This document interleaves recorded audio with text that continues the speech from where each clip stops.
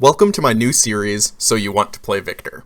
In each video, I'll go over how to play against a specific hero. I'm going to start with the best performing heroes in the meta and work my way down. If there's a specific matchup you want to see, please let me know.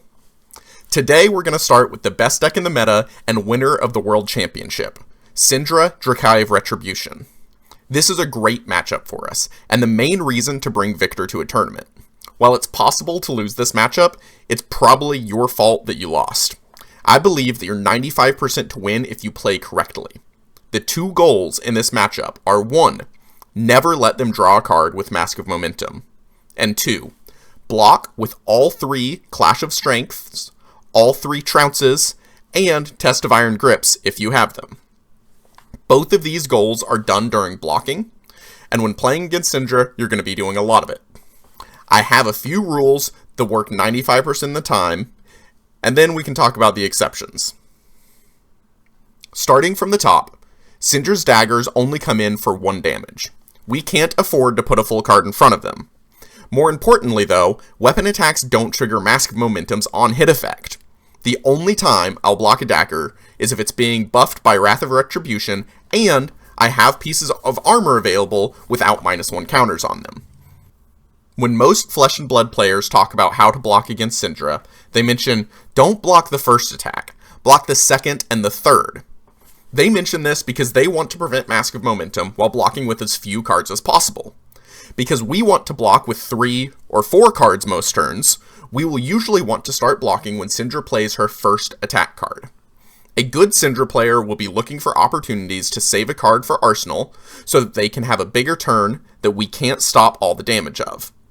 If we don't block the first attack, and then block the second and third, we might not get a chance to block again that turn. If that happens, then we have 2 or worse 3 cards left in hand on our turn. That could be a disaster if we don't have a disruptive attack available to us. If instead we start blocking on the first chain link, then we have the opportunity to block with 3, 4, or maybe even 5 cards, and can really drag out the game. That brings me to the third rule. Never try to race. This all goes back to our second goal of the game, and that is to block with every copy of our Clash cards. Those cards are so powerful in this matchup that we can't reasonably lose if we can block with all of them. However, the way to guarantee we get to block with them is to make the game go long. That means never racing. I don't care how good your draw is, Cindra will always be the faster hero. If you ever take extra damage so that you can throw more damage on your turn, it's a mistake. It isn't worth taking 3 extra damage, even if it lets you attack for 11 damage instead of 4. The next rule is simple. Most Cindra's attacks are either 3 or 4 power. She usually starts the turn with a 3 power attack, but most turns will have a 4 power attack by chain link 3. While in most matchups we want to block with Test of Strength early so that we have more information from the card draw to help us plan out our turn, in this matchup we know we're going to block a lot no matter what our hand looks like, and we need to get every point of value we can to make sure that we don't throw away an otherwise good matchup. 4 power can also be a very awkward amount to block, and we need to make sure that we're preventing Mask of Momentum. Having Test of Strength available for an attack 4 can really mess with the Cindra's game plan. The only time I will block with Test of Strength on a 3 power attack is if Cindra's first 3 attacks are all 3 power. In that situation, my hand consists of Test of Strength and a blue that I want to save to swing Hammer. If I block with the blue, then I need Cindra to play a 4th attack, and I need to draw blue off the Test of Strength, so that I can have the ability to attack with Miller's Grindstone on my turn. That leaves a bit too much to chance for my taste. While this rule could also apply to Test of Iron Grip, I don't think it needs to because of how powerful the card is. I also quite like saving Test of Iron Grip so that I can prevent my opponent from being able to arsenal their last card. This prevents them from being able to go over the top on my next turn, even if I don't draw a Clash card. The last rule is probably the hardest one for me. I love Visit Goldmane Estate. Attacking for 20 damage on 1 attack is one of my favorite things. I've always loved big numbers in games. Unfortunately, playing Visit in this matchup requires keeping more cards in hand, not only to play the estate, but also on the following turn to make sure we get value out of the mites it creates. 2 extra turns of leaking damage so that we can set up a big attack on our own is exactly the kind of race that we have to avoid. The last thing to talk about is how to effectively use armor in this matchup. There are 2 types of armor. Armor that blocks for 2, and armor that blocks for 1. Unfortunately, most of Cindra's attacks are 3 or 4, so blocking with 1 piece of armor, or a piece of armor plus a card, doesn't ever effectively block the damage. With that being said, here are the ways that I like to use my armor. 2 fresh pieces to block an attack 4, 1 piece plus a card to block the rare attack 5, 1 piece to block a boosted dagger. For the weakened armor, using a piece plus a card to block an attack 4 is exactly what we're looking for, or 1 piece to block a dagger on almost the last turn of the game. The most important lesson for armor is to save it for turns when you need to keep an extra card or 2 so that you can throw one of your very few extremely disruptive cards. This whole time, I've been discussing the matchup as if we're playing against Mask of Momentum. However, there are some lists that have access to Mask of the Pouncing links, and that makes the game slightly more difficult for us. We can't stop this mask from triggering the entire game, and it would be a mistake to try. Instead, when they have this, you have to play even more safe to ensure you live long enough to find all your Clash cards. They can usually use Mask to force through about 4 to 7 extra damage by searching up a card like Salt the Wound. Keep Salt the Wound in mind when they have access to the Mask, and try to make sure it's closer to the 4 damage rather than 7. Between the extra damage from Salt the Wound and a powerful Wrath of Retribution, Cindra can close out the game before you get to use all your Clash cards. Block with your whole hand if they're having a particularly good turn.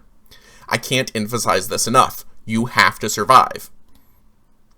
With these rules in mind, let's take a look at some gameplay where a very skilled player wins against Victor with Cindra. This is round 13 of the World Championship, and both players are 9-3. They're doing incredibly well at the highest level tournament in the world. If you are playing Cindra or Victor, I highly recommend going back and looking at this game in detail. You really get to see everything that a Cindra has to do in order to win, and exactly what has to go wrong for a Victor to lose. Starting with that, the first thing that goes wrong is the Victor player loses the die roll and is forced to be on the play. The best thing he feels he's able to do is Arsenal and pass. That's not a good start. You would much rather be able to block early. Then we're going to go through Brody Spurlock's first turn. Starting with an awkward number to block in 2, you really want to be spending a full card to block, and you don't want to be overblocking because that is lost value. So Brody Spurlock is able to leak damage early with this throw dagger, the dagger attack, and the ignite. 4 damage before the Victor player has been able to do anything is already a really rough start for Victor. But it gets worse. I want to skip past this a little bit. This is a trounce that Victor wins, which is nice. We need to be winning those trounces. The real issue is having not only 1, but having 2 different attack 4s that threaten to draw a card. Attack 4s are another way that make it a little bit awkward as a Victor player, because we only have so many block 4s in the deck. In this situation, the Victor player decides to give a card and a full piece of armor on each of them. So he's overblocking by 1. This is really awkward. This is pretty close to the perfect turn 1 for the Cindra player. Not only are they going second and effectively wasted the Victor player's first turn, all Victor could do is Arsenal, they also were able to leak 5 points of damage and force the Victor player to use armor incredibly inefficiently. This is a really rough start and something that you should be looking to do as a Cindra player whenever possible. On this turn, the Victor player has blocked with 3 red cards. He needed to block with this last card to stop a Mask of Momentum, so he needs to block another full 3. It's awkward because it leaves him with only 1 card in hand. I would normally want to have that last card in hand be a blue. that I'm able to then swing Hammer. We've got a 3-point life total here, and being able to send Hammer every turn does allow you to maintain a little bit of tempo. What we'll see instead is the Victor player moves on to Arsenal this last card. Cindra could try and take that last card out of the Victor player's hand with this last bit, but he wisely chooses not to. He recognizes that he needs to have a 5-card hand on some turns in order to be able to leak more damage. So this is a turn where the Cindra player did not leak very much damage, and is just trying to set up for a bigger turn later. And it pays off for him because, as we said, Victor, it just arsenals that card and sends it back. So Cindra does have 5 cards available. This is the turn where I think the biggest mistake was made. Right now, Victor has 3 cards in hand. He blocked with 2 cards from hand, one of them replaced itself, and he didn't block this brand with Cinderclaw. It was an attack 3. It wasn't threatening any on-hit, but it's an attack 3, and your hand is full of block 3s. If he'd blocked this here, the flick knives had been used on the previous chain link. There's nothing that would have pushed this over, which means any following attacks don't have on-hit draw card. With that being the case, Cindra is likely to arsenal the last card, and on your following turn, the attack you play is a piece of arsenal disruption. Instead, he's giving up an extra piece of armor. He's using the card on a block 4 instead of a block 3. It's very awkward. It's very awkward. I really think that Cindra would have this Ravenous Rabble in the arsenal instead if he had blocked with that on the attack 3. Then this would have a relevant on-hit, and you would have 3 extra life. Like, you would be in such a better position. Having more life is really important because, as you'll see if you watch this game play out, 11 isn't enough to survive. 11 life is not always enough to survive on the turns that Cindra can do something incredibly powerful. Now, you might think this won't be a really powerful turn for Cindra. Cindra only has 4 cards, not 5. That's not always the case, mostly because of Wrath of Retribution, as I've talked about earlier in this video. I truly believe that on that previous turn, if the Victor player had blocked the attack 3, this game would have ended in his favor. That game was only this close because Victor lost the die roll and his opponent played incredibly well. And even then, I think the game was winnable with one slight change to his blocking decisions. Watching this game live is the reason I wanted to make this video. Let's not forget how well Darvidus played, not only to get to 9-3 at the World Championship, but to put himself into such a good position against the Player of the Year. This was round 13, and most people would be mentally fatigued after playing so much Flesh and Blood in one weekend.